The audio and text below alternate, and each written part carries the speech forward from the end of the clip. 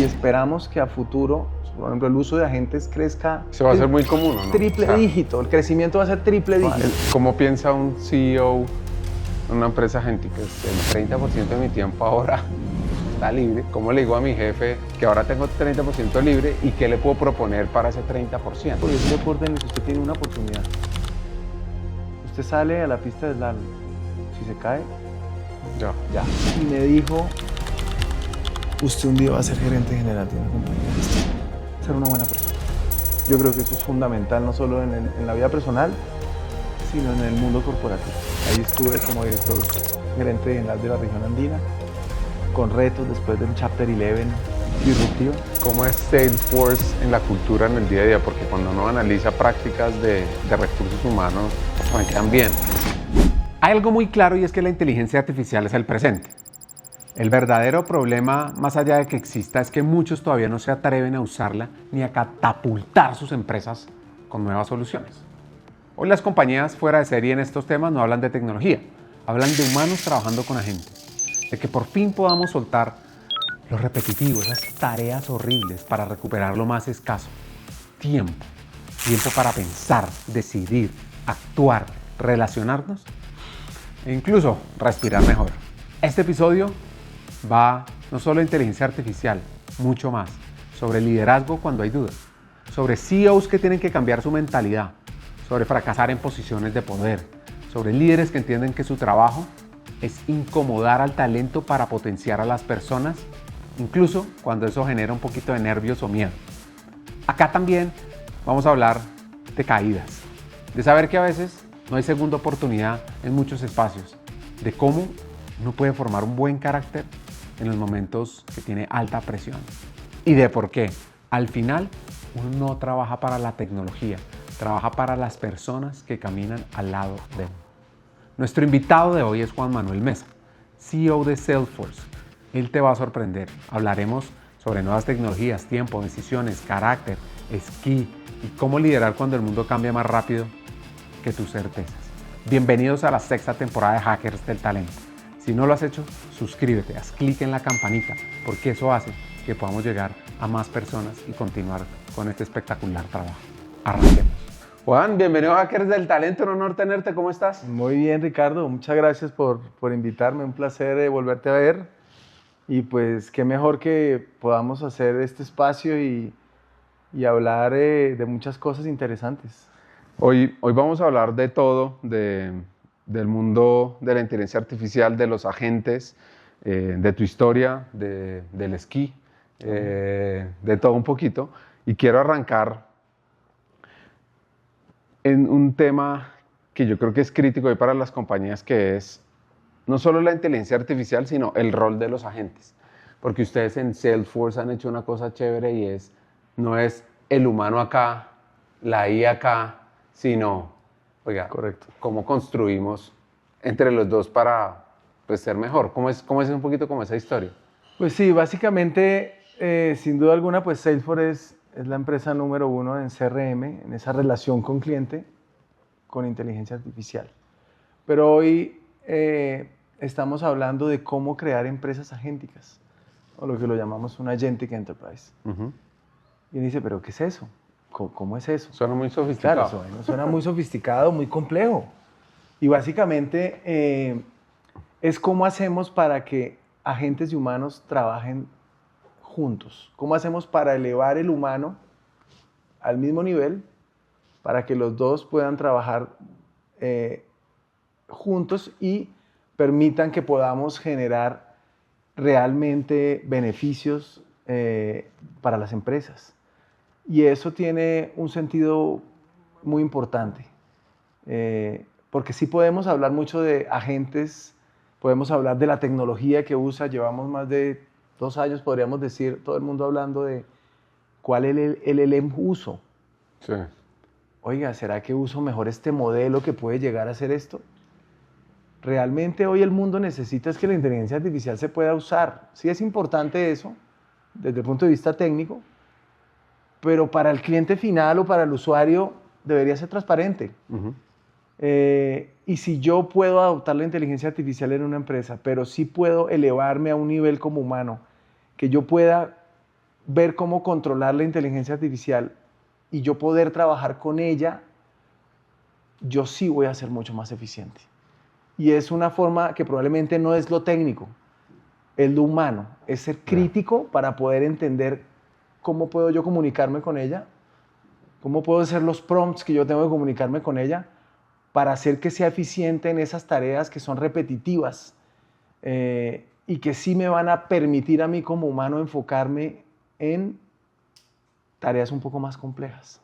De manera que ahí sí los dos trabajamos juntos. Sí. Si yo llego a trabajar junto con ella, ahí vamos a hacer más eficiente la empresa. Estaba pensando ahorita en este tema de los agentes, si lo vamos a aterrizar un poco, o sea, ¿qué hace un agente hoy por hoy? ¿Qué proyectos hacen ustedes como para entender uno cómo lo puede ir aplicando en el día a día? Claro. Pues mira, normalmente en los últimos años hemos venido hablando de chatbots, o son, digamos que son bots que tienen una guía, están guiados, o sea, tú puedes empezar a preguntarle y él tiene una estructura de seguimiento, pero no hay una inteligencia artificial generativa, sino más que todo es que siga esto y responda a esto. Si sale ese contexto, ahí acabamos. Es un agente lógico, pues ya Claro. entonces ve. Exacto.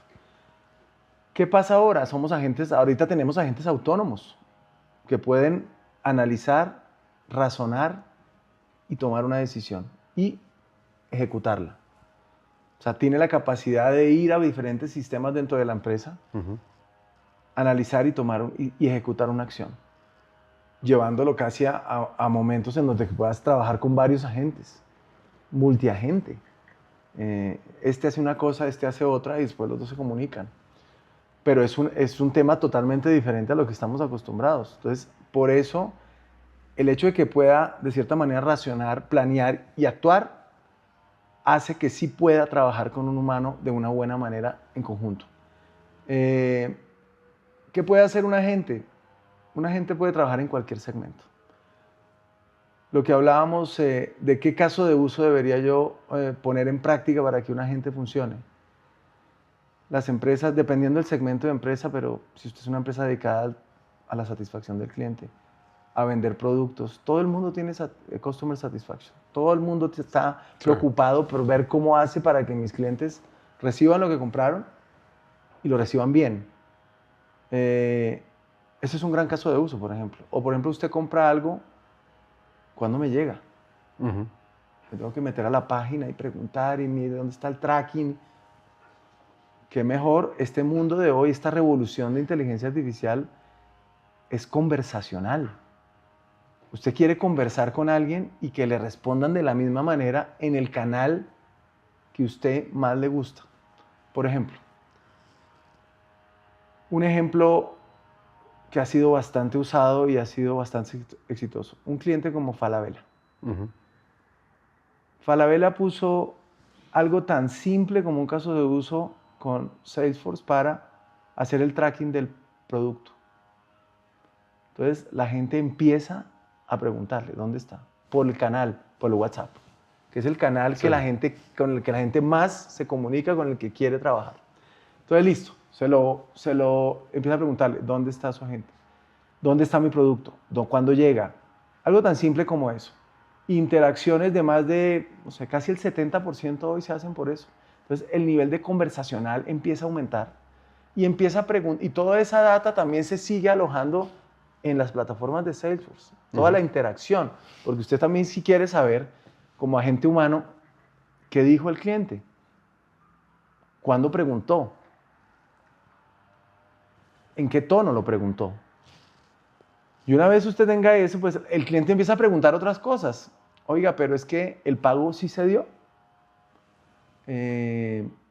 Si efectivamente está bien, usted empieza a preguntar otras cosas. Entonces la gente también podemos lograr que se expanda sus niveles. Antes llega hasta aquí, ahora puede llegar hasta acá.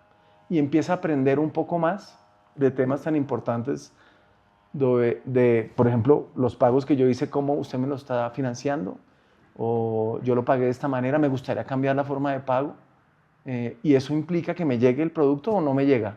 La gente pregunta todo. Entonces, algo tan simple como eso, pues sí ha generado que el cliente se sienta a gusto conversando, como te digo, de una forma conversacional, por el canal que usted prefiera, para que su producto le llegue lo antes posible. A mí me pasó con una aerolínea hace poquito, que necesitaba saber unos documentos de requisitos para que mi hija viajara solo, todo, y ya lo tienen también pues, con agentes y uno dice, haz la pregunta que tú quieras. Y no es como, marque 1 para no sé qué, 7 para... Y llega uno de pronto, otra vez se vuelve al menú, sino que directamente, ¿qué pregunta tienes para resolver tal? Y ahí mismo. Exacto, y es eficiente. Y eso es realmente lo que el usuario necesita. Ir sobre la marcación es molesto también. Hay gente que no tiene la paciencia también para hacer eso, y nos pasa a todos. Si vamos a comprar, como tú dices, llamar una línea, pues sí, tiene un proceso que puede ser tedioso. Entonces, esto es lo que hace facilitar este tema. Entonces, sin embargo, muchas en los últimos 2 años, y esperamos que a futuro, por ejemplo, el uso de agentes crezca.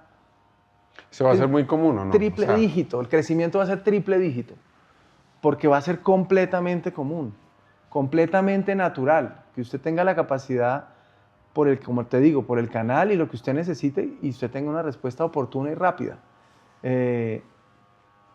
Y nos encontramos con muchas empresas que han intentado, llevamos 2 años intentando, y muchas empresas se encuentran en ese paradigma de, ¿será que este caso sí es el que necesito? ¿Cuánto es el retorno de inversión de eso? ¿El costo-beneficio de esto se puede medir?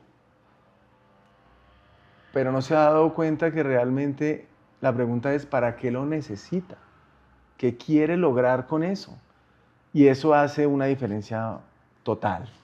Y si uno puede hacer o cerrar un poco esa brecha, usted va a empezar a convertirse en una empresa agéntica. O sea, una empresa agéntica es... Porque yo estaba leyendo ahorita un tipo que se llama Josh Pershing, que es súper bueno en temas de recursos humanos, y él hablaba del súper trabajador.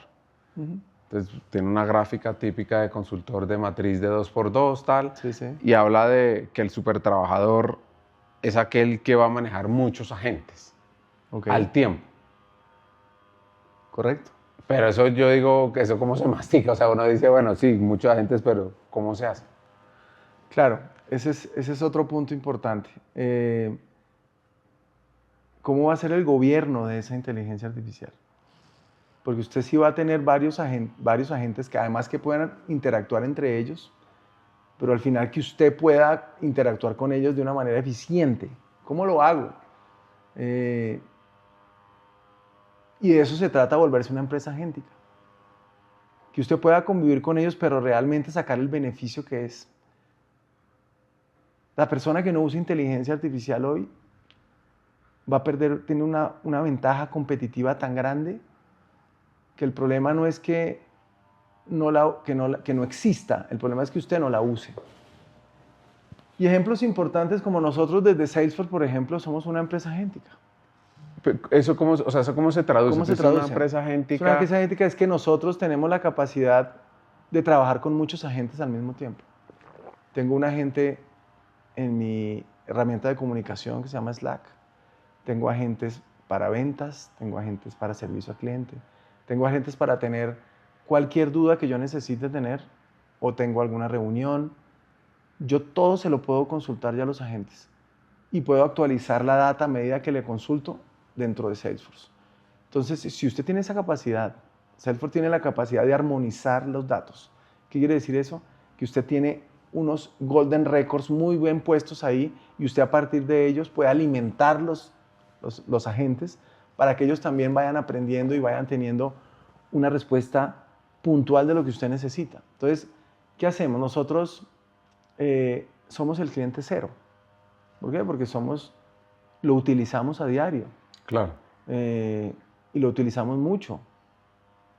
Por eso, a veces, una palabra como, ¿cómo puedo yo tener, en inglés, embrace la inteligencia artificial? ¿Cómo la puedo acercarme a ella para poder entender cómo la puedo usar? Una vez usted empiece a usar los agentes, empiece a delegar muchas de estas tareas, y usted como humano se concentra en otras, usted empieza a tenerle sentido a esa ventaja competitiva que puede tener. Y la empieza a tener porque usted empieza a ahorrar tiempo. Y es de la manera como usted se la empieza a comer. ¿Cómo hago eso? Listo, vamos a lanzar este agente que tiene este objetivo, tiene estos límites, es para esto. Listo. Pero también vamos a lanzar uno que nos pueda ayudar a esto. Y vamos a lanzar uno para el servicio al cliente. Y vamos a lanzar uno interno, o vamos a lanzar uno con un área de conocimiento para que le resuelva las dudas a estas personas. Si por alguna razón no lo resuelve, lo deriva un humano. Entonces empezamos a convivir juntos y la productividad se crece inmediatamente. Y eso es impresionante. Ese artículo que escribí hace poquito era sobre el tiempo recuperado, porque al final uno tiene una cantidad de asistentes, antes eran personas que hacían esas tareas, pero hoy tiene uno mucho tiempo libre.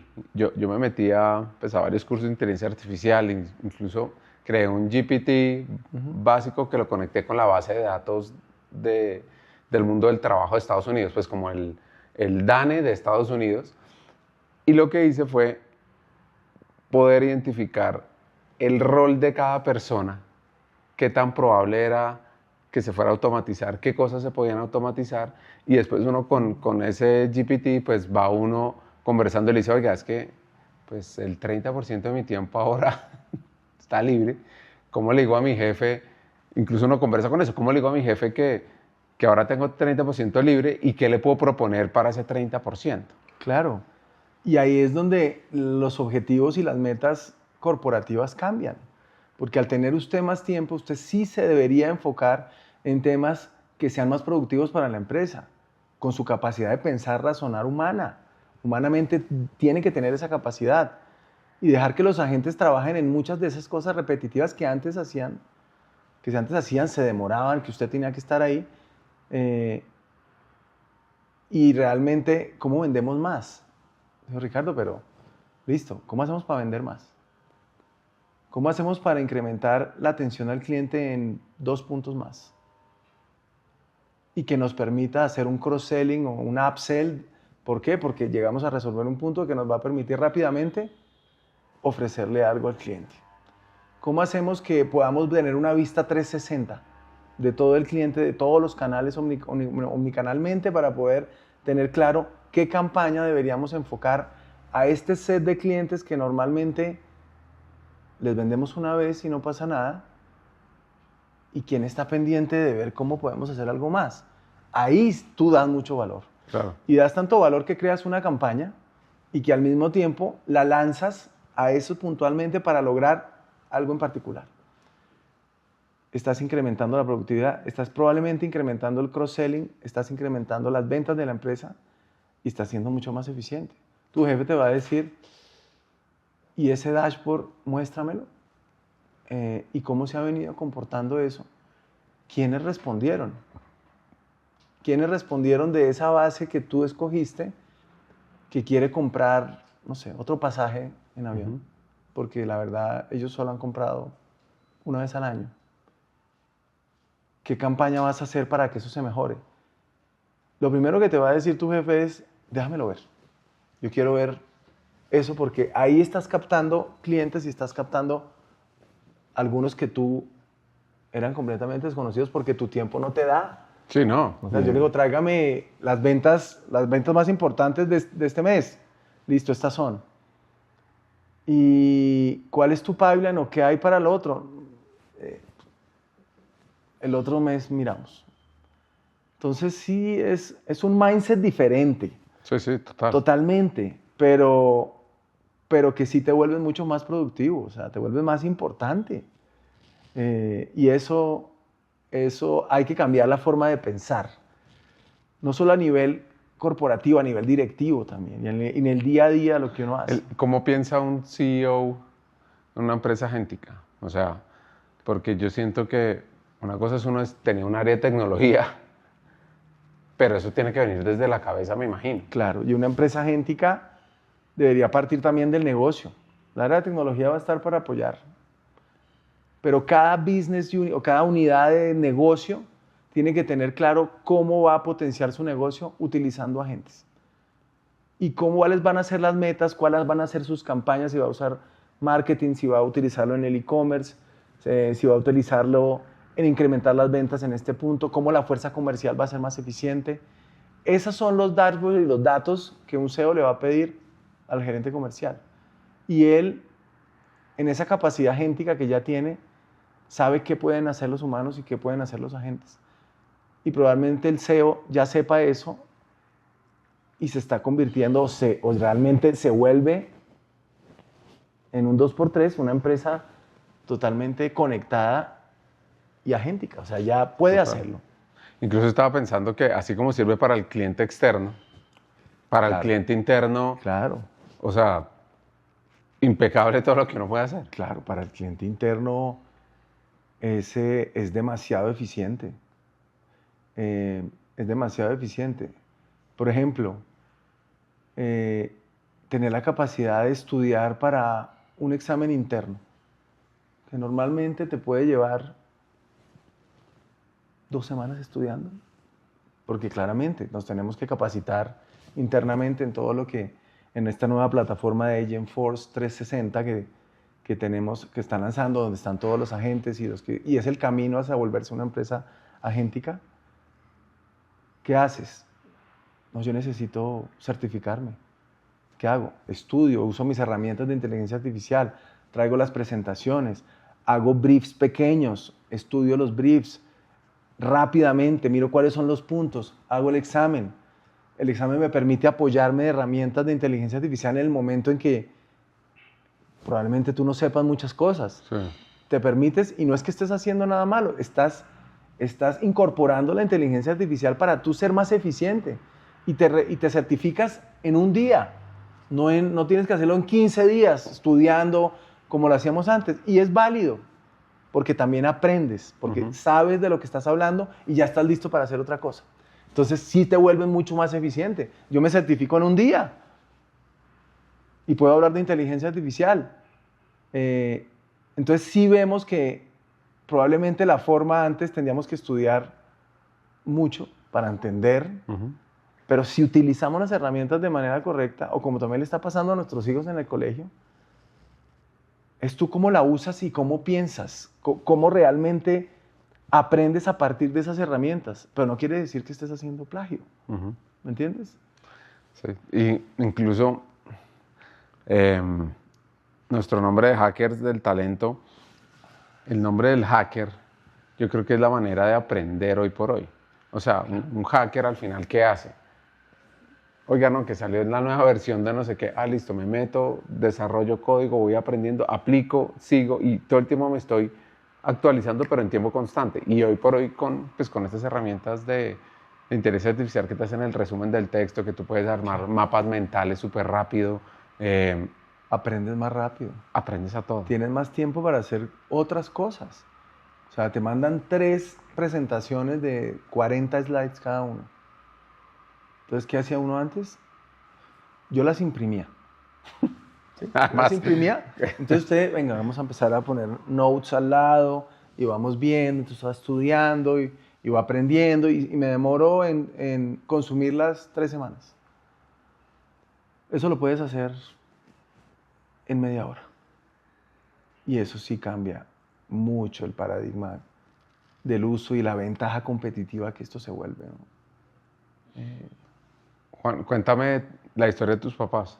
¿Quiénes son? ¿Qué te han enseñado? No, pues mis papás son unas grandes personas. Mis papás trabajaron en Ecopetrol los dos. ¿Sí? ¿Hicieron carrera de por vida de Ecopetrol? Toda la carrera. Por eso yo nací en Barranca Bermeja. Ok.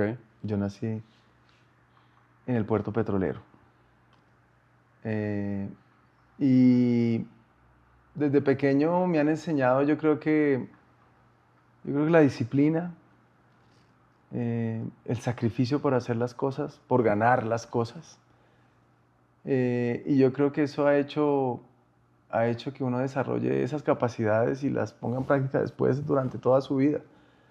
Pero por encima de todo, ser una buena persona. Yo creo que eso es fundamental, no solo en la vida personal, sino en el mundo corporativo. O sea, usted tiene la capacidad de cumplir los resultados difíciles, retadores, pero rodearse de personas en las que usted pueda confiar y que usted es una buena persona, que realmente entre todos podamos lograr el objetivo.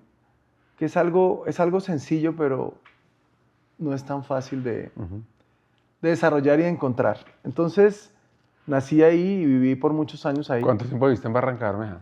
Como hasta los 12, 13 años. ¿Y cómo es la vida en Barranca Bermeja? Pues, En ese clima bien friecito. sí. Yo vivía adentro del complejo industrial, en un barrio en el cual ahí estaba dentro de la minería. Yo iba al colegio ahí, no salía mucho. Con amigos de muchas partes, así como mis papás llegaron ahí, llegaron muchos otros. Y pasé unos años increíbles. Ahí aprendí, iba de paseo a la Ciénaga San Silvestre, los fines de semana. Ok. Que es una ciénaga inmensa, que siempre me acuerdo, y usted se metía y el agua estaba caliente. O sea, para encontrar el frío tocaba como irse un poquito más, Sí. más profundo, ¿no? Y ahí aprendí a esquiar, en un paseo de domingo, Ok. como cualquiera. ¿Cuántos años tenías? Yo tenía 8 y mi hermano 6. Tengo una hermana menor también, pero ahí estábamos solo los dos. Y empezamos a ir constantemente a la ciénaga. Mi papá compró una lancha y empezamos a esquiar. Y ahí aprendí... Y eso era sin profesor, o sea... Claro, eso no, era... había profesores Ah, ahí, ok. había gente que sabía esquiar, había gente que nos enseñaba, grandes esquiadores que hubo en esa época ya. Y empezamos a esquiar y aprender, y nos volvimos esquiadores. ¿Y qué hacías, slalom o...? Hacíamos o- slalom, tricks, salto de rampa también. En esa época eran 3 modalidades, hoy hay una cuarta que es el wakeboard. Ajá. Y se volvió un deporte familiar. Esquiamos por muchos años. Yo creo que conozco todos los lagos de todos los colores de este país y de la región también, de Sudamérica. Sí. El que el agua es verde, que el agua es café, el que el agua es transparente. Todos, no sé, los que usted se pueda imaginar, ahí nos echamos a esquiar. Y fuimos campeones nacionales, eso permitió también ir a estudiar por fuera. Mi hermano también estudió, fue un gran esquiador, mucho mejor que yo. Él fue campeón panamericano, fuimos a mundiales. Fue una época, y hoy hace parte también de mi vida. Hoy mis hijas también esquían. Y también conocí mucha gente increíble, con una capacidad de disciplina, porque es un deporte en el que usted esquía en agua caliente, puede esquiar en agua fría acá, y usted tiene que entrenar, que es demandante, tiene que tener los esquís, que tiene que tener fuerza, pero también mucha concentración, porque es un deporte en el que usted tiene una oportunidad.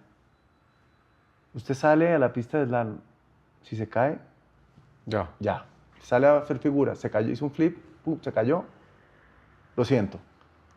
Pasó un salto, se cayó en el salto, listo, ya. Entonces, es retador y es muy resiliente, hay que volverse resiliente, porque te golpea. Puedes entrenar 3 meses, pero el día de la competencia puede que te vaya mal. A mí se me hace dificilísimo, o sea, uno darle y darle y darle y de pronto en Dele un y salto, cáigase, no sé, cáigase, se distrajo un cáigase. segundito o algo. Claro, te puedes partir también cualquier cosa, ¿no? Después de esa época que aprendimos allá, mi papá se fue a trabajar a Italia, y ahí también con los temas de petróleo y de refinación. ¿Y ustedes se fueron con Y él? pasé de vivir de Barranca Bermeja a Roma. O sea, el calor sí, en verano igualitico. No, igualitico, pero llegar el De día resto. y al otro día, al día siguiente, camine para el colegio. Entonces fue una experiencia increíble, increíble. Vivimos allá más de un año y fuimos a la escuela media, me gradué de la escuela media, aprendí italiano, a escribirlo, a viajar, a entender. ¿Y ahí el esquí seguía? Ahí seguimos esquiando en un lago muy lindo que es el Castel Gandolfo, que queda a las afueras de Roma. Y allá había una infraestructura y había unas escuelas a otro nivel y seguimos haciéndolo. Y nos metimos mucho en esa cultura también. Yo con mis hermanos, mis papás, sigo hablando en italiano increíblemente. Y después volví a Bogotá. Volvimos a Bogotá. Mi hermano se becó por el desempeño en el esquí, se fue a Arizona a estudiar. Yo fui a otra universidad en otro estado y al final estuve un tiempo y me volví a estudiar ingeniería electrónica en la Javeriana. O sea, ¿tú te fuiste a Estados Unidos también? Sí, y me devolví. Claro, mi hermano estaba en Arizona, yo estaba en Kentucky. ¿Cómo es que en Tokio? O sea, Sí, es un estado increíble, ¿eso era pero... que en los 90s, me imagino? Sí, 92, 94. Vivía en una finca inmensa donde tenía varias tareas. Cortar el pasto, cortar la leña, darle comer a los patos, recoger los tomates que habían en el cultivo, ir al colegio. ¿Y eso era que para pagar? No. No, ahí todavía yo estaba como en un plan de intercambio y después seguí. Pero pues sí, te enseña muchas cosas. Es un estado, yo creo que es como yo lo digo como es el verdadero Estados Unidos, ¿no? Con muchos retos también la gente trabajando. Jugué mucho fútbol también, me encanta, entonces jugué mucho fútbol, fui finalistas del estado, fuimos a jugar en Louisville. ¿Fútbol americano? Soccer, sí, no, soccer. Y pues al final uno era también el diferente, ¿no? Pues yo era un estudiante de Colombia. El Mundial había sido ahí recientemente, Estados Unidos 94. Sí. Entonces era una fiebre inmensa por el tema. Aprendí a oír y me gusta el country music. El square dance aprendí un poco, pero hoy no vamos a hacer. Era difícil, hoy no vamos a hacer, pero era difícil. Y esa fue también una parte de mi vida también muy importante. Y ahí volví después. Mi hermano se quedó en Arizona y yo me vine a estudiar ingeniería electrónica. Antes de hablar de la ingeniería electrónica, ¿cómo es la mentalidad del esquiador? Porque me causa mucha curiosidad ese tema del error. Sí, es tener una capacidad mental fuerte, porque usted ya está acostumbrado a que se cae, o sea, se cae muchas veces. Entonces, tener la capacidad ese día de la concentración, la confianza en el entrenamiento que usted hizo,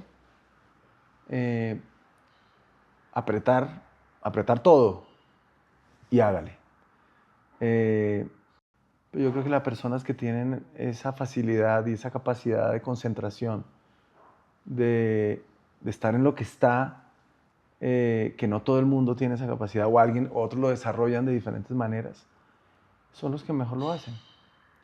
¿Te lesionaste alguna vez duro? Sí, las rodillas, me las rompí, los codos, el hombro, saltando rampa, eso de ahí hay de todo. Es un deporte porque el agua pega tan duro como el piso. A esa velocidad. Pues claro, si tú pasas a 70 kilómetros por hora, 80 por las olas con una boya, pues va rápido. Después tienes que tener la capacidad de girar y a tener una palanca con el esquí y tener la fuerza necesaria para llegar a la otra. Y en el slalom, a medida que avanzas, pues te sube la velocidad y te acortan la cuerda. Sí. Entonces, cada vez la distancia entre la cuerda y el cuerpo tiene que ser lo suficientemente amplio para poder llegar. Y ahí empieza hasta que te caes. Pero sí, yo creo que la mentalidad yo conozco esquiadores, además son brillantes, hoy en su vida laboral, personas brillantes, increíbles, que yo creo que desarrollamos esa capacidad y hoy pues te da los retos laborales, los retos de la vida también los enfrentas de diferentes maneras. Y eso es lo que hoy le transmito a mis hijas también. Mi hija, tengo dos, Valentina de 10 y Antonia de 7. Las dos ya esquían, van a los torneos. Mi hija hizo récord nacional de figuras sub-10. Imagínense, un récord que lleva, no sé, 20 años. La capacidad de entrenamiento todas las semanas. Y yo le decía, eso que tú hiciste, pues uno se acercaba a los récords, pero pues, no estaba ni cerca de romperlo. Sí. Siempre había alguien que era mucho mejor. Yo le dije, tú lo hiciste. Y da carácter. Yo creo que esa es la mentalidad de una persona que haya hecho este deporte. Tienes un carácter frente a los momentos difíciles, pero también estás acostumbrado a dar resultados bajo presión, porque tienes un chance, no más. Entonces puede que te presionen y eso me ayuda en mi vida laboral. Totalmente me ayudó siempre. Uno siempre está bajo presión. Ese es el trabajo. Si es que eso es lo que a mí me impresiona del deporte, cómo le enseña a uno tantas cosas para el mundo, pues tanto profesional como personal, pero manejo de la frustración es que tú... Es terrible. O sea, tú darle y darle y darle y sentir que Claro. estás volando y cometiste un error, Un error y que ahí puede quedaste. pasar, y ahí quedaste. Y quedaste Sí. de último, o la persona que tú creías que siempre le podías ganar, pues te ganó. Hemos hablado de agentes de inteligencia artificial y del futuro del trabajo, pero es que hay que entender desde dónde habla Juan Manuel. Y ese lugar pues tiene nombre propio, Salesforce. Esta empresa no nació como un gigante, nació como una idea para la época maravillosa, y era que la tecnología solo escala si la cultura escala primero. Desde 1999 su fundador, Mark Benioff, que además es altísimo y tiene un edificio bastante emblemático en San Francisco, dejó claro que la empresa se construiría sobre 5 valores no negociables: confianza, éxito del cliente, innovación, igualdad y sostenibilidad. Lo hizo no como el lindo discurso que pone o como esas imágenes que están en las paredes, sino como su sistema operativo. ¿Por qué les digo esto? Porque esa cultura fue puesta a prueba y seguirá siendo prueba varias veces. Imagínense que en el 2015 Benioff descubrió brechas salariales internas entre hombres y mujeres. No hubo escándalo externo, fue una decisión interna. Salesforce auditó su estructura salarial global y destinó más de $20 millones para corregirlas. Ahí cito una frase que dijo Benioff y es: no puedes decir que valoras la igualdad si no estás dispuesto a pagar por ella. Años después llegó otra prueba, la pandemia. Mientras muchas compañías reaccionaron con control y recorte, Salesforce apostó por algo más arriesgado: confianza. Rediseñó su modelo de trabajo, dio autonomía real a los equipos y sostuvo que la colaboración no depende del edificio, sino de la claridad. Benioff decía que sin confianza no hay colaboración y sin colaboración no hay innovación, no hay crecimiento. Además, para que esa confianza no se volviera caos, hizo algo que podría decir yo es poco glamuroso pero decisivo. Obligó a todos sus líderes a pensar con rigor. Cada uno debía articular su B2MOM o B2MOM: visión, valores, métodos, obstáculos y métricas. Nada de intuiciones sueltas, nada de poder decir cosas sin explicación. La claridad es una forma de respeto. Hoy por hoy, Salesforce supera los $34 mil millones en ingresos, lidera su industria desde hace más de una década y avanza en IA sin romper a su gente. No es que tenga la mejor tecnología, sino que entrenó a la organización para incomodarse, para decidir y para ejecutar. Y por eso este episodio importa, porque Juan Manuel habla de empresas agénticas y a liderazgo, pero no lo está haciendo desde la teoría, lo está haciendo desde la cultura que entendió que las personas sostienen los procesos habilitan el pragmatismo y el pragmatismo convierte las crisis en crecimiento. Muy pocos. De los 200 que entraron conmigo, solo como 5 la terminaron. Yo me demoré 6. 6 años. 6 años. Uno más me demoré. Pero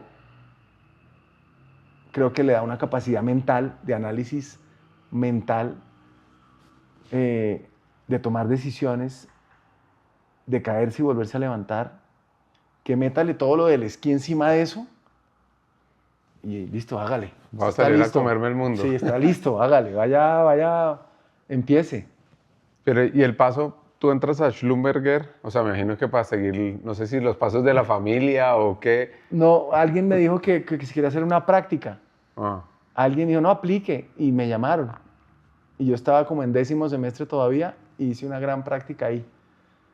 Pero Schlumberger en esa época, además de hacer servicios petroleros, pues es una empresa que también compraba empresas de tecnología. Hacía tarjetas inteligentes, hacía bombas de gasolina, hacía de todo. Y yo me fui a esa unidad de tarjeta inteligente. Empezar a programar una tarjeta para guardar la información en esa época era una locura. Y meterla a un handheld, meterla y que le dé información y además transmitirla ya a una pantalla para que todo... Era algo increíble. Entonces hice mi práctica ahí, pero no en el Oilfield Services, nunca ahí. no. Y era una empresa de talla mundial, ¿no? Además, las prácticas de talento y de todo son súper chéveres. Sí, era una locura, era una locura. Tanto que hicimos, uno de los proyectos que hicimos, la empresa hacía un torneo de golf. Entonces nosotros dijimos, con la jefa de la unidad, ¿qué tal si hacemos el torneo con tarjeta inteligente? Entonces, aquí sale la tarjeta con Ricardo, de tal empresa, tal handicap, todo. Esta es su tarjeta, no el papel. Sí, sí. Y dije, uy, buenísimo, entonces hagámoslo. Entonces pusimos un terminal en cada hoyo. Entonces, listo, usted hacía, ¿cuánto? No, hice par. Usted llevaba su tarjeta, se la daba a una modelo muy linda que estaba ahí parada, la tarjeta, par. Usted, tarjeta, verde, listo, sigan al siguiente hoyo. Así toda la vuelta. Y después usted llegaba y entregaba su tarjeta y le bajaban la información y salía en la pantalla. Tablero. ¿No? Salía en la pantalla del evento de la premiación, todo, pum. Y era increíble. El problema era cuando decía, Ricardo, ¿cuánto hizo? Y usted dice, Verdi. Uy, no, me equivoqué. No. Hice par. Yo, no. Ya no se puede hacer nada. Entonces tocaba ya llegar allá y manualmente, entonces era todo un reto también. Pero eso empezó a mostrar también las capacidades tecnológicas que uno podía hacer y mirar. Y después de ahí me fui a la IBM. IBM ahí era una compañía, o sea, porque yo siento que IBM tuvo un gran momento, después cayó, después volvió a subir, o sea... No, en ese momento IBM es una empresa increíble, tiene 113 años. Y yo llegué a trabajar en el call center, vendiendo para México un producto. Aquí estaba el Tamas. Pero en el call center, o sea, después de haber estado en esa práctica en Schlumberger. Sí. Así era un modelo de ventas y yo trabajaba ahí en un centro de ventas por teléfono, que era inmenso, había 500 personas. Así menos mal estaba el esquí de la frustración. Sí, exacto. Entonces, pum, entré ahí y ahí empecé y me enseñaron toda la metodología y IBM en esa época estaban todo el software, todo el hardware. No existía el cloud computing. Top of mind. Top. Entonces, pues qué mejor que trabajar en una empresa de esas. Y ahí duré muchos años, empecé ahí mi carrera. ¿Y las llamadas fáciles? Llamar, o sea, hola, mucho gusto, vengo Es todo un reto. Es todo un reto porque además nos hacían un ejercicio que hágalo usted en cualquier momento ahora que todo es digital y verá que cambia.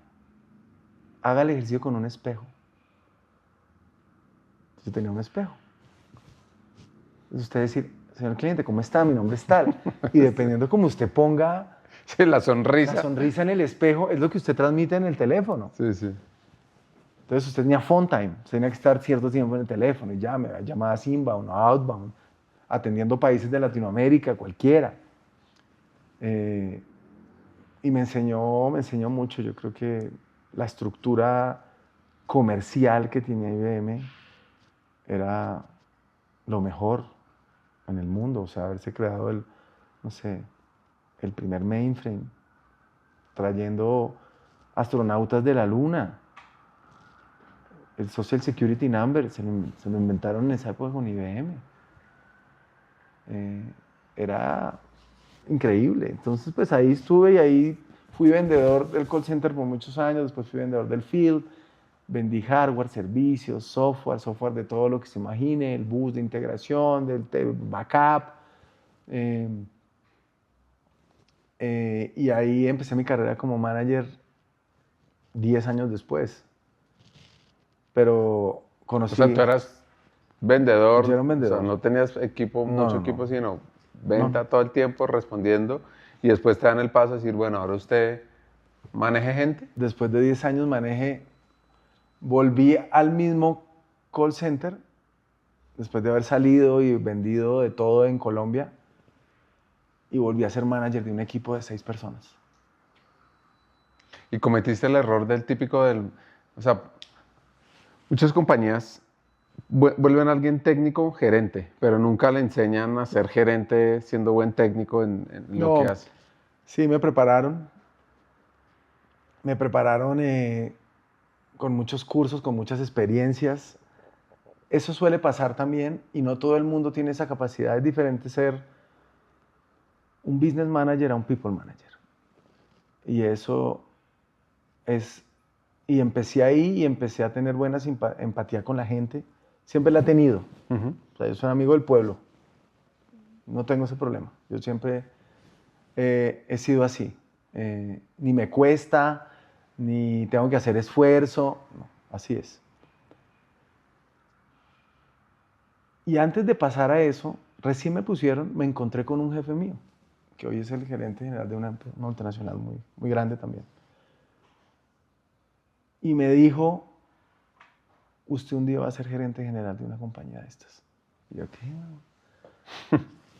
Estoy bien complicado con mi cuota. Vea, me pusieron en este cargo que no sé ni qué hacer. Dijo, prepárese en este cargo, vaya viendo y va a ver. Y algún día nos vamos a encontrar y usted me va a dar la razón. Y ahí empecé mi carrera de management. Eso hizo como un poquito de Inception. ¿Tú crees? Como que Sí. no, de pronto no tenía la idea del sueño de llegar allá, no. pero si esta persona confía en mí y cree que yo soy capaz, de pronto... De pronto puedo ser capaz. No sé cómo, pero de pronto puedo ser capaz. Y empecé esa carrera ahí de management con muchos retos, con muchas dificultades, con muchas situaciones en las que usted actúa o reacciona como no debe y le daban feedback. Y así fue. Y así empecé, después se hizo más grande. Después me fui de IBM, porque mi unidad la vendí. No, después fui gerente de la unidad X86, de los servidores. Y esa unidad la vendieron a Lenovo. Entonces me dijeron, chao. Y ahí te fuiste, o sea, y ahí Lenovo te dijo, venga para acá. No, era como, tac, vaya. Las Ah. mismas condiciones, Ya. te respetaban tu antigüedad y chao.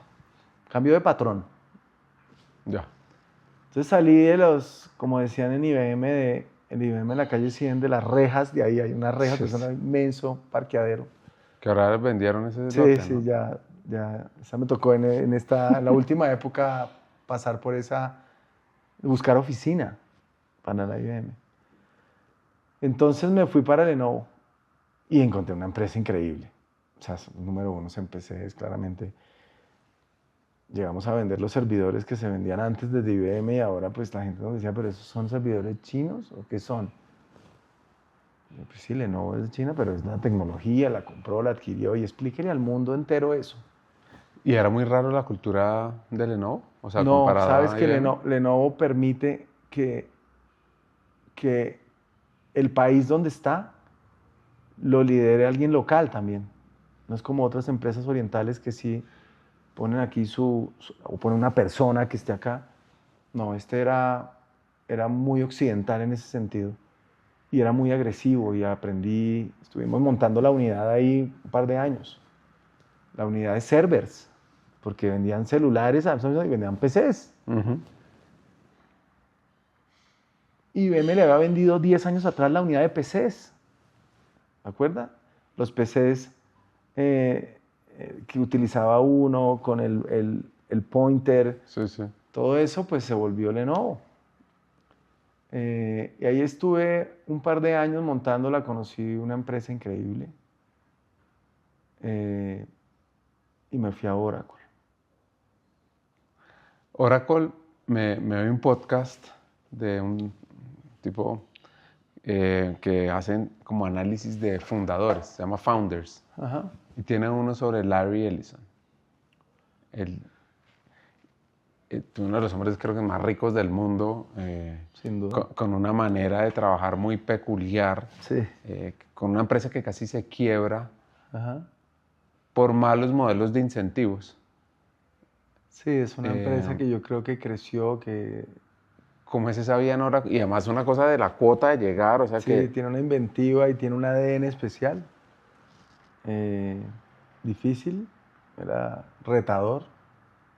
Pero al mismo tiempo, si usted le pone todas las etapas de la vida, Barranca, esquiar, Italia, sigue esquiando, venga y véame al call center, aprenda acá, haga. Y hay como una torre llena de capacidades y resiliencias de management.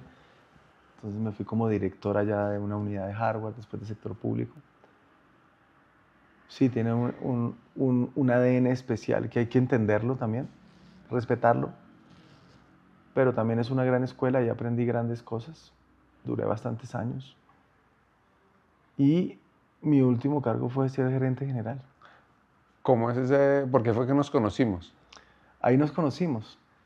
Nos conocimos porque yo quería cambiar un poco la cultura. Pasar de ser una cultura rígida, donde la gente de pronto generaba temor a hacer las cosas por el ADN corporativo. Es decir, que usted estuviera en un ambiente tranquilo, que trabajara tranquilo y que pasaba muchas horas del día ahí, pásela bien. Y esa era mi intención. Y logré hacer muchas cosas, pero también aprendí que uno no puede cambiar muchas cosas, ¿no? Pues muy chévere todo lo que Mesa trató de decir, pero también vino la cultura corporativa. La cultura global era global, mucho sí, más fuerte. claro. Entonces todavía me encuentro personas que me dicen, oiga, yo me acuerdo eso que usted hizo y tengo grandes recuerdos de eso. Así que me lo encuentro en un aeropuerto, me lo encuentro en la calle. Y yo creo que lo más importante es dejar la esencia en las personas que pudieron tener una posibilidad de trabajar de otra manera, con una cultura positiva, y lo pude hacer por un tiempo mientras estuve ahí. Tú ahí, bueno, entonces Oracle pasas, también vuelves a IBM, a Vaya. Fui a Vaya 3 años a una empresa de nicho increíble. Ahí estuve como director gerente general de la región andina, con retos después de un Chapter 11. Entonces póngale a toda la montaña que le dije, póngale esa. ¿Y cómo es, o sea, cómo es la historia del Chapter 11 en esa compañía? Claro, pues Avaya era una empresa multinacional muy conocida en los 90s. Pues todas las plantas telefónicas, todos los software de contact center, el IBR que me comentabas ahora, Marque 1, Marque 3, todo eso lo montaba Avaya. Y yo creo que con el tiempo el desarrollo de la tecnología también hizo algunas compras que yo creo que hizo algunas compras de algunas empresas que lo hicieron más grande, hubo mucha transformación, después llegó la prepandemia, la pandemia, ya la gente dejó de usar el teléfono tradicional, y yo creo que hubo un cambio muy fuerte que también lo sintió la empresa, y su transformación fue lenta, y la transformación fue compleja, y siguió batallando, sigue batallando, tratando de modernizarse. Pero es mucho de esos casos que estudia uno en los MBAs.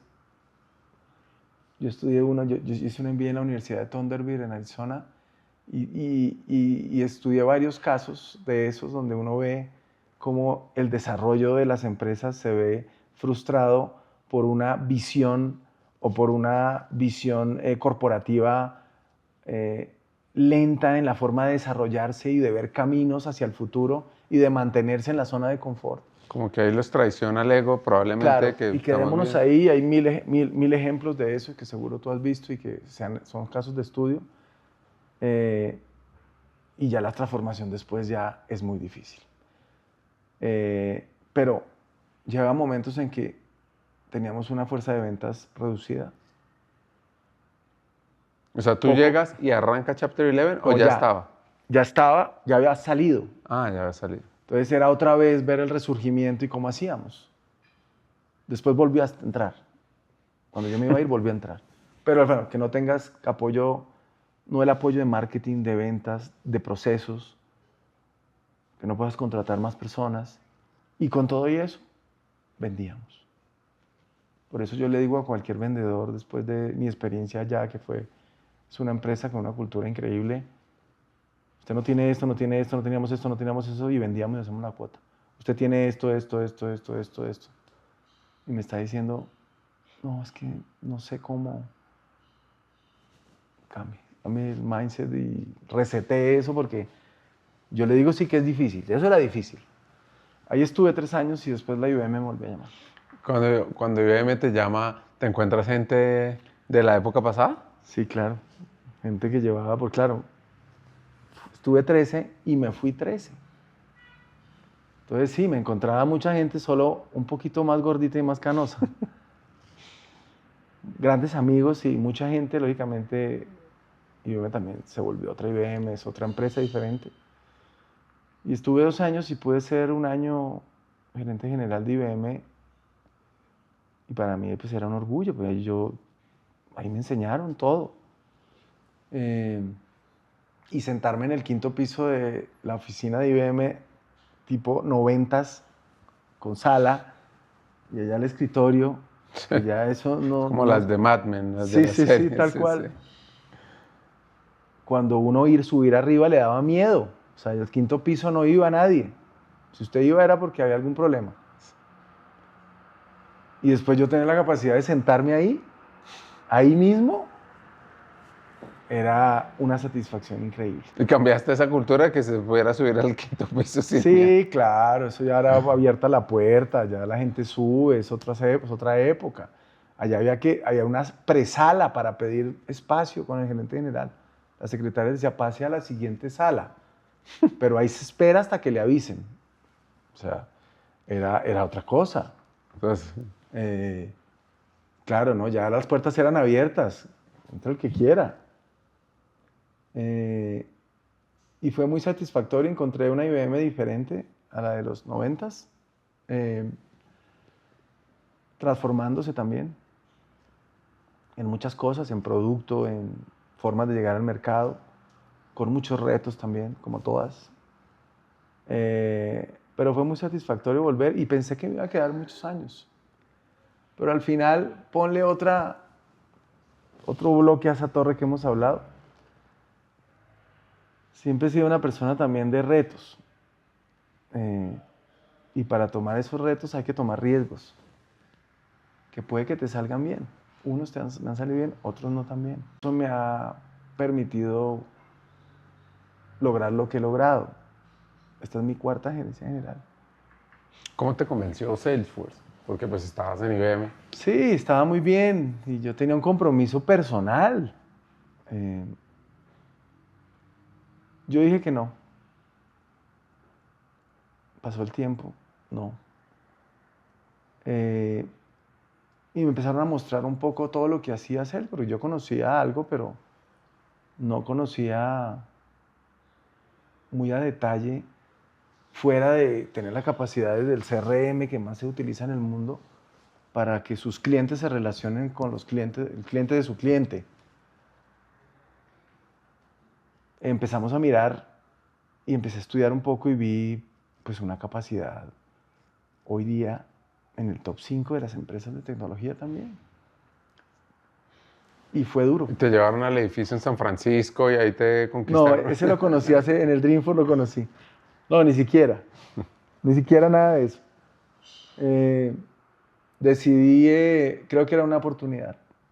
En un momento, difícil decisión, porque en IBM tengo grandes mentores, personas que quiero mucho, grandes amigos hice, entre los 23 años. Y pasaba mucha gente por ahí. Hoy día es otra IBM diferente. ha vendido empresas, ha vendido unidades, ha comprado otras.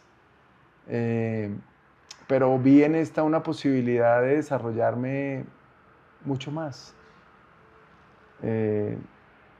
Sin decir que no lo hubiera podido hacer allá, pero fue una decisión que no sabía si tomarla o no. Fue difícil, fue largo. Tanto que hay una anécdota que mi papá me dice, yo llamo a mi papá y le digo, me voy a Salesforce. ¿A qué? ¿A dónde? ¿A vendedor? ¿A dónde? Sí. Claro, mi papá ve la IBM, tiene 81 años. ¿Qué está haciendo? Pero son percepciones, son perspectivas de la época de él también. Y me aventuré en esto y creo que ha sido también una ¿Cómo gran lo decisión. convenciste cuando dice usted qué va a hacer? No pudimos hablar más ese día. Yo dije, no, yo me quedo quieto. Para mí siempre ha sido la opinión de mi papá importantísimo. Yo siempre le pregunto cosas. Y todavía le sigo preguntando mientras esté conmigo. Hablamos como a los 15 días otra vez y él ya se había documentado un poco de qué era. Y después de hablar otra media hora me dijo, si es una buena decisión para ti profesionalmente y para tu familia, hágale. Ese día colgué el teléfono y tomé la decisión. Disruptiva. ¿Cómo es? Disruptiva. ¿Cómo es Salesforce en la cultura en el día a día? Porque cuando uno analiza prácticas de recursos humanos, rankean bien.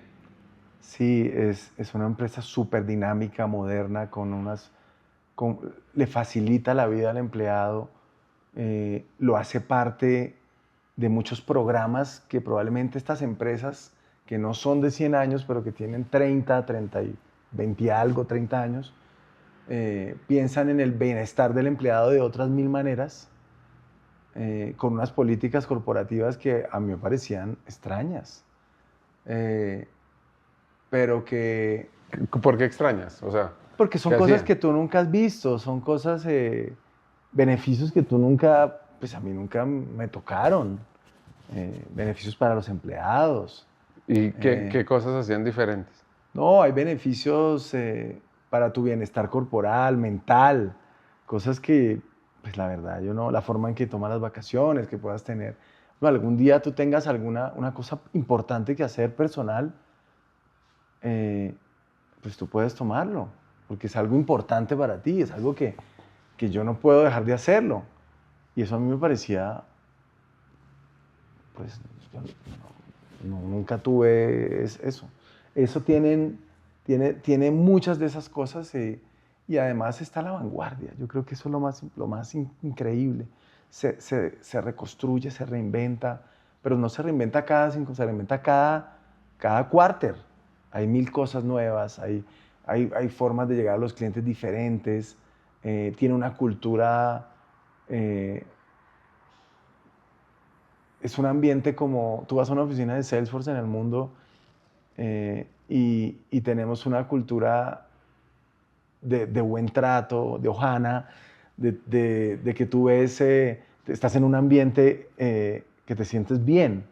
Además, toda la descripción física de una oficina, te sientes como en otro mundo. Eso también me parece increíble, ¿no? Eso es ver los animales por todo lado. Además son parte de la comunidad, Sí. son parte de toda la idiosincrasia. ¿Y de dónde viene la historia de los animales? No sé, yo no tengo muy claro eso, pero hace parte de la cultura. En temas de estrategia, Salesforce tiene como un pensamiento como ecosistema, ¿no? Me da la impresión de conectar proveedores, aliados, tal como al final. Claro, tiene una... Dentro de Dreamforce tú vas a uno de esos salones inmensos, o sea, que le caben 30,000 personas, y están todas las empresas que han desarrollado sobre Salesforce. ¿Para qué? Para que las empresas usen esos casos de uso y lo puedan aplicar sobre Salesforce. No te imaginas la cantidad de empresas que había. O sea, era lleno. Empresas, así como hay empresas grandes que usan, se están volviendo empresas agénticas a nivel mundial, todas estas empresas desarrollan sobre Salesforce algún caso de uso puntual que usan nuestras herramientas y que las empresas lo usan. Entonces, el desarrollo del ecosistema es inmenso, porque todo el mundo sabe de la plataforma, desarrolla sobre ella también. Entonces, genera demasiada interacción, demasiado desarrollo de negocios, con perspectivas a futuro increíbles, con las adquisiciones importantes recientemente como la de Informática, que es una empresa pionera en la metadata, en los datos, y al tener los datos, Sí. hacemos maravillas con Agentforce. ¿Cuánto has estado? Oracle está haciendo cuentas. Avaya, IBM, Salesforce como CEO. Sí, Eh, increíble, yo no lo puedo creer a veces. si te encuentras con el amigo este que te dio ese consejo, o no ese consejo, ese mensaje que tú ibas a ser CEO, y le fueras a decir, oiga, yo le voy a dar unas recomendaciones de qué hacer y qué no hacer como gerente de una compañía, yo creo que tienes buenas prácticas como para compartir. Sí, claro. Primero le cuento que me encontré después con esa persona que me dijo. Y me lo encontré y me lo sigo encontrando y me dice, yo le dije, yo lo vi. Y yo lo abrazo. ¿Yo qué más le puedo decir Sí. porque es un colega y es un CEO también de una empresa muy grande acá. Pero yo le diría a esa persona, yo creo que fundamental, hay que estudiar, hay que trabajar. Y las cosas pasan en su momento. Hoy vivimos en momentos de mucho afán también. Todo el mundo quiere hacer todo.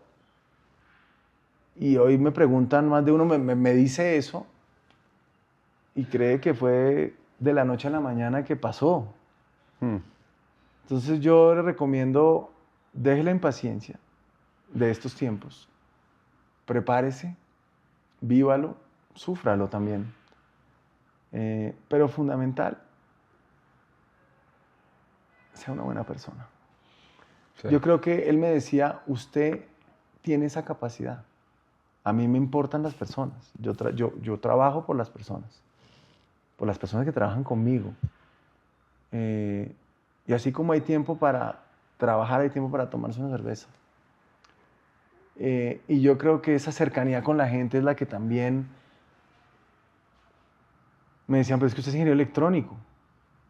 Sí, pero si usted le pone esas capacidades de relación con eso, hacemos el vendedor perfecto. Porque tiene conocimiento de producto, pero también tiene la capacidad de generar una relación de negocio. Y de amistad, si se puede. Yo le diría eso. Yo le diría eso es fundamental. Si usted puede hacer Sí. eso, la paciencia, ser buena persona, ser resiliente, caerse 1000 veces y volverse a levantar en algún punto, si usted es una persona también creyente, como soy yo, el camino va a salir.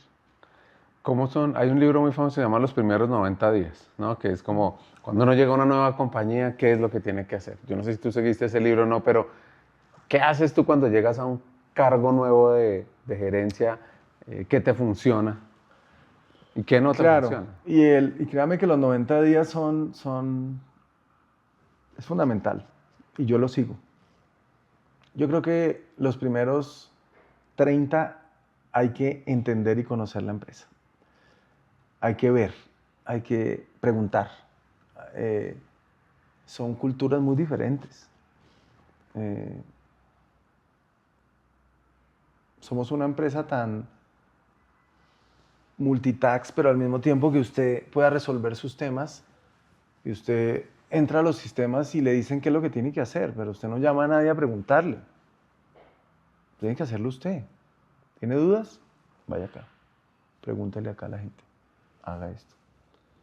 Y Y formulas hipótesis ahí, como que en esa escucha tú dices, uy, aquí veo esto, uy, Claro, claro. entonces en esos primeros 30 la conozco. Yo creo que en esos primeros 60 póngale conocer la gente, conocer qué equipo de trabajo tienen, cómo están, cómo se sienten, cómo vamos en los números. Y los últimos 30, tener clara 3 o 4 objetivos que usted va a hacer en los siguientes 90. Yo voy a tratar de cambiar esto, no puedo cambiar todo, cambiar esto, voy a imponer estas nuevas metodologías, voy a enfocar en este tema de ejecución, de disciplina en esto, en esto, en esto, en esto. Voy a conocer la gente, voy a incorporar probablemente personas nuevas también. Y hágale. Y en esos 90 y empezamos a ver cómo funciona.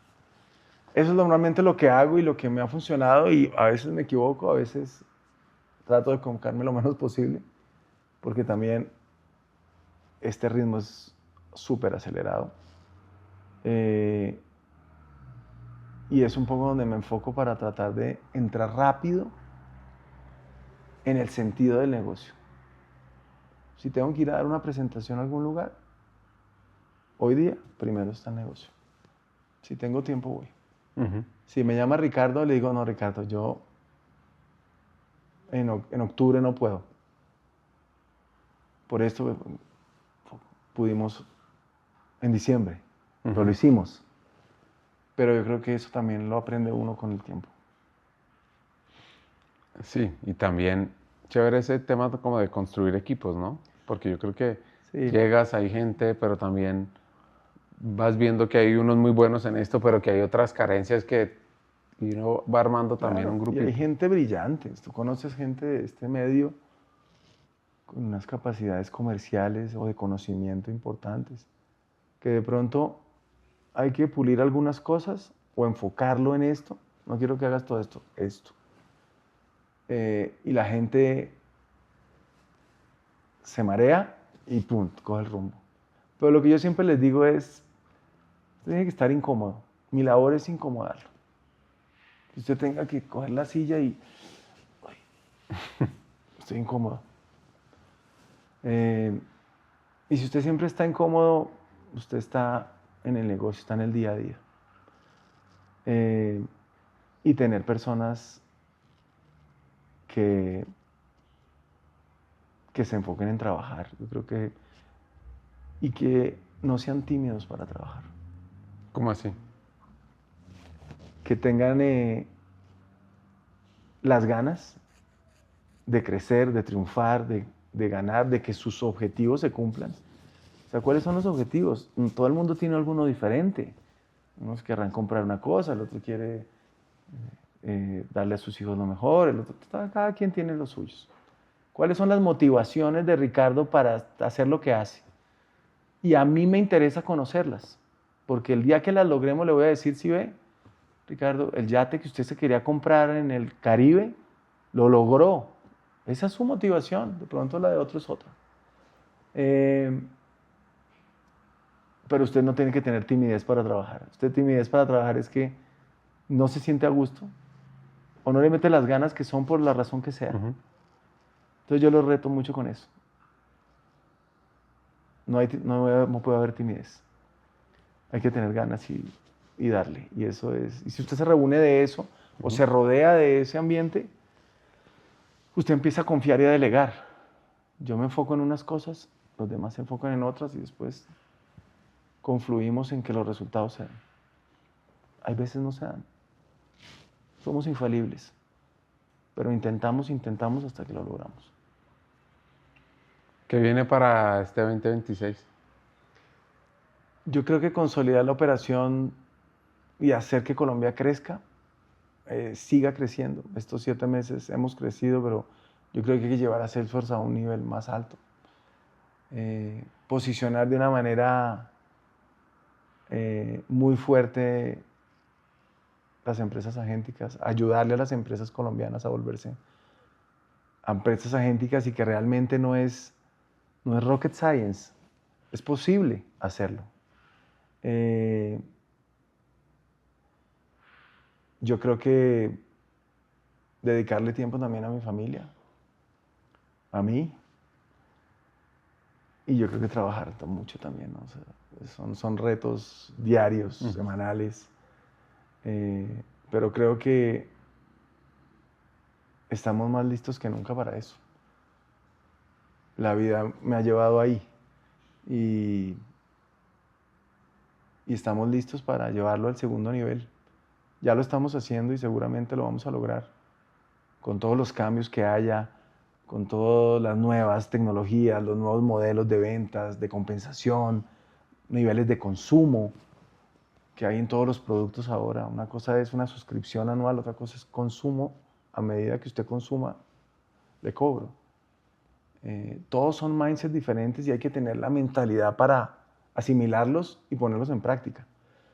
Yo creo que esa va a ser el 26 y la verdad espero que podamos lograrlo. Es el momento, es el momento. Pues con esto cerramos esta conversación con Juan Manuel Mesa, CEO de Salesforce. Y aquí vienen mis principales hacks. 1. La inteligencia artificial es cultura, porque si la mentalidad no cambia, ningún modelo sirve. La transformación empieza en cómo decides, no en qué herramienta tecnológica compras. 2. Las empresas agénticas liberan potencial de las personas. Delegar lo repetitivo es respeto al talento. Pensar, decidir y crear sigue siendo humano. Y 3. Ya la ventaja no es saber más, es pensar mejor. Con la IA aceleras la información, pero tu criterio sigue siendo la mejor herramienta o el cuello de botella para muchas organizaciones. Sigue escuchando Hackers del Talento, suscríbete a nuestro canal y hagamos de las empresas de América Latina el mejor lugar posible para estar. Esta sexta temporada llega recargada para mostrar el potencial del talento en América Latina, entender cómo lideran quienes toman decisiones, explorar transformaciones empresariales, el futuro de talento humano y cómo la tecnología redefine el trabajo, siempre con un propósito central: humanizar.